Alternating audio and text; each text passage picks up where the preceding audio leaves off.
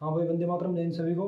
आज हम पढ़ेंगे व्यंजक चूर्ण यानी कि ब्लीचिंग पाउडर के बारे में। ठीक है, तो चलिए, ब्लीचिंग पाउडर होती क्या है। ठीक है, ब्लीचिंग पाउडर को क्या बोलते हैं अपन, व्यंजक चूर्ण। व्यंजक चूर्ण आ गई बात समझ में। तो इसका निर्माण कैसे होता है, निर्माण विधि पढ़ेंगे इसकी।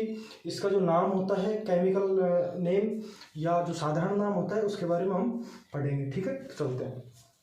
ठीक है, जब कैल्शियम हाइड्रोक्साइड जब कैल्शियम हाइड्रोक्साइड की अभिक्रिया क्लोरीन गैस के साथ करवाते हैं, किसके साथ, क्लोरीन गैस के साथ करवाते हैं, तो किसका निर्माण होता है, CaOCl2, calcium oxychloride. Calcium oxychloride का निर्माण होता है।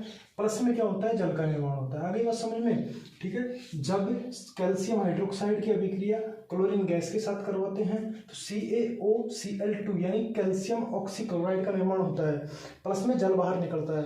तो इसका जो कि सामान्यतः नाम होता है वो होता है भुजा हुआ चूना। क्या बोलते हैं इसको, भुजा हुआ चूना। इसको बोलते हैं भुजा हुआ चूना, या बोल सकते हैं इसको कैल्शियम ऑक्सीक्लोराइड। क्या बोल सकते हैं इसको, कैल्शियम ऑक्सीक्लोराइड। आगे बात समझ में। इसकी अभिक्रिया किसके साथ करवाते हैं, क्लोरीन गैस के साथ। तो क्लोरीन गैस के साथ करवाते हैं तो निर्माण किसका होता है, कैल्शियम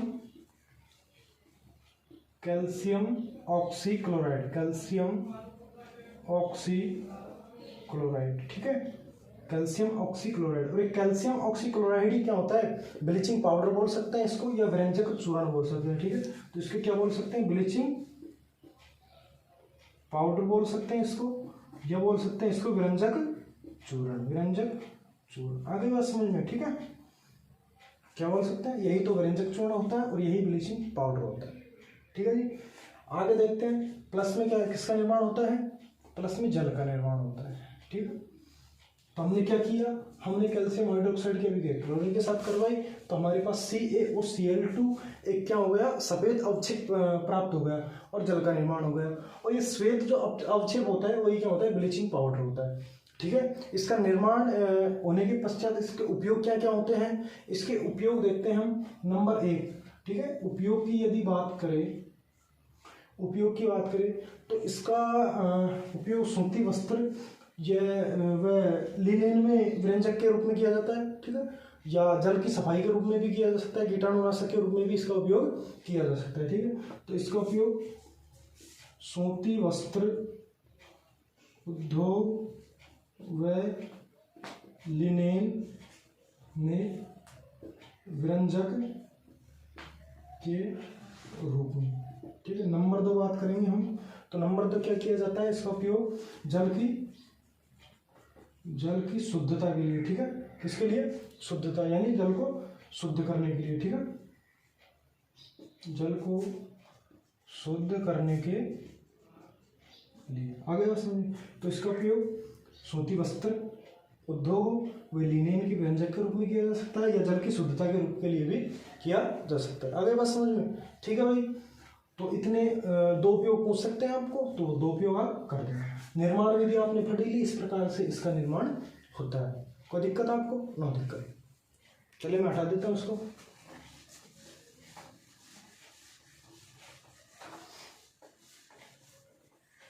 ठीक है, इसके बाद में हम सीखेंगे कि जो ये होता है कि कैल्शियम ऑक्साइड। ठीक है, कैल्शियम ऑक्साइड की अभिक्रिया जब जल के साथ करवाई जाती है। ठीक है, जब कैल्शियम ऑक्साइड की अभिक्रिया जल के साथ करवाई जाती है तो किसका निर्माण होता है, CaOH2। ठीक है, CaOH2। और ये क्या होता है, भुजा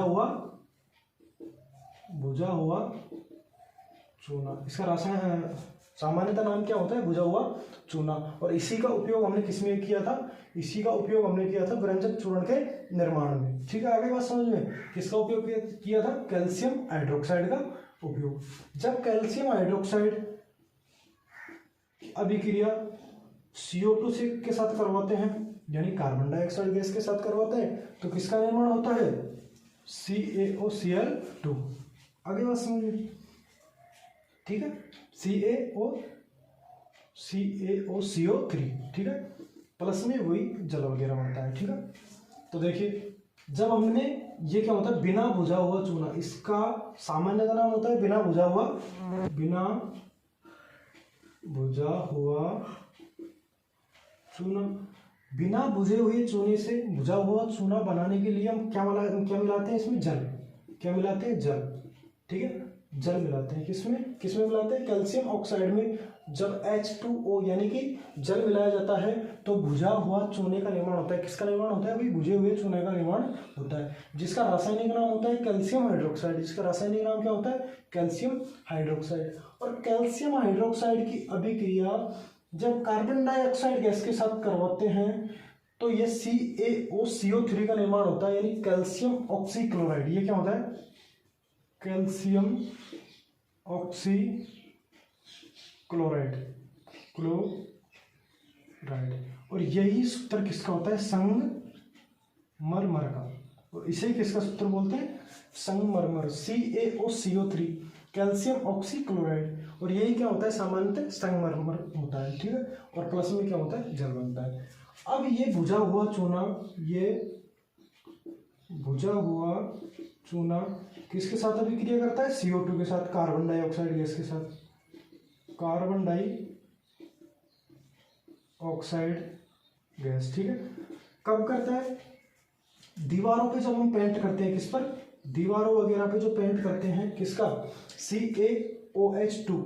ये क्या होता है, भुजा हुआ चूना होता है। इसको सामान्यतः वो बोलते हैं दूधीय पदार्थ होता है ये। इसका उपयोग जब दीवारों पर पेंट करने के लिए किया जाता है तो ये क्या करता है कि कुछ समय पश्चात किससे अभिक्रिया कर लेता है, वायुमंडल में जो उपस्थित कार्बन डाइऑक्साइड गैस होती है उससे अभिक्रिया कर लेता है। और अभिक्रिया करने के बाद में हमारी दीवारों पर जो चमक आती है, ठीक है, पहले ये सफेद कलर का जो नॉर्मल दिखाई देता है, उसके बाद में 1-2 दिन बाद में चमक इसी कारण आती है क्योंकि ये CaOH2 किसके साथ अभिक्रिया कर लेता है, कार्बन डाइऑक्साइड के साथ अभिक्रिया कर लेता है। और कार्बन डाइऑक्साइड के साथ अभिक्रिया करके CaOCO3 का निर्माण करता है, जो कि क्या कहलाता है, संगमरमर कहलाता है, ठीक है। और ये क्या बन जाती है, परत बन जाती है, इसकी क्या बन जाती है, परत बन जाती है, किसकी, CaOCO3, ठीक है। आगे बात समझ में, तो हमने क्या सीखा, हमने सीखा बिना भुजे हुए चूने से भुजा हुआ चूने का निर्माण करना। किस प्रकार से होगा, जब हम जल मिलाएंगे, किसमें, ओनली फॉर जल मिलाना है, किसमें, बिना भुजे हुए चूने में, ठीक है। अब जल मिलाएंगे तो किसका निर्माण होगा, भुजा हुए चूने का। अब पता लगाना है कि वैसा भुजा हुआ चूना किस प्रकार से हमको पता चलेगा कि भुजा हुआ चूना का जो सूत्र है वो कौन सा है, ठीक है। तो ध्यान रखना, ये जो सूत्र है उसमें जल नहीं है, ठीक है। जल CaO कैल्शियम है और ऑक्साइड है, ठीक है, ऑक्सीजन है, ठीक है। इसमें देखेंगे तो H2O की मात्रा उपलब्ध है, ठीक है। इस वाले सूत्र में क्या उपस्थित है, H2O, ठीक है, दिख रहा होगा H2O उपस्थित है इस वाले सूत्र में। तो इसका मतलब इसमें जल है, तो जल है तो इसका मतलब ये क्या है, भुजा हुआ चूना, ठीक है। जब इसके अंदर जल मिलाते हैं तो ये क्या हो जाता है, भुजा हुआ चूना। आगे बात समझ, ठीक है। चलो मैं हटा देता हूँ इसको।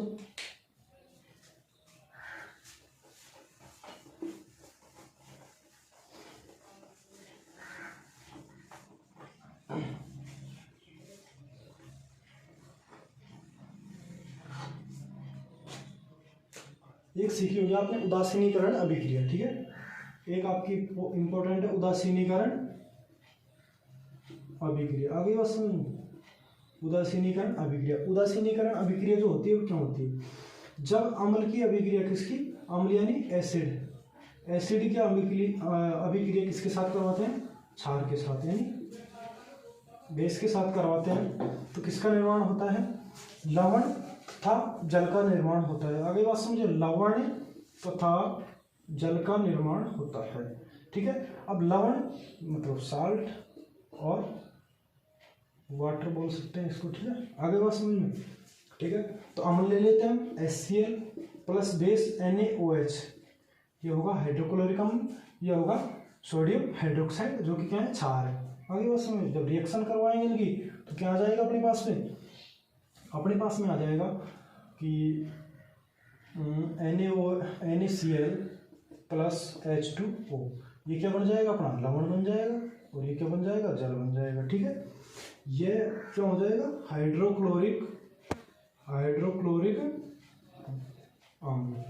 अभिक्रिया किसके साथ करवाएं, कौन सा क्षार लिया है, सोडियम हाइड्रोक्साइड, सोडियम हाइड्रोक्साइड। कौन सा क्षार लिया है? Sodium hydroxide.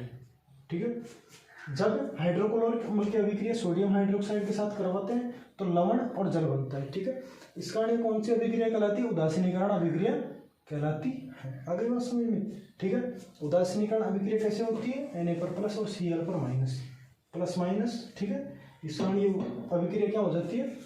उदासीनीकरण हो जाती है। इस पर आवेश का मान क्या होता है? 0 होता है। ठीक है, इस कारण ये अभिक्रिया क्या कहलाती है? उदासीनीकरण अभिक्रिया। जो एलिमेंट होते हैं यानी तत्व होते हैं, इन पर आवेश का मान कितना होता है? 0। इस कारण ये अभिक्रिया क्या कहलाती है? उदासीनीकरण अभिक्रिया कहलाती है। ठीक है, तो हम सामान्य क्या बोल सकते हैं? जब अम्ल और क्षार की अभिक्रिया करवाते हैं तो लवण और जल का निर्माण होता है, और यही अभिक्रिया क्या कहलाती है? उदासीनीकरण अभिक्रिया कहलाती है। ठीक है, अच्छा मैं हटाता हूँ उसको।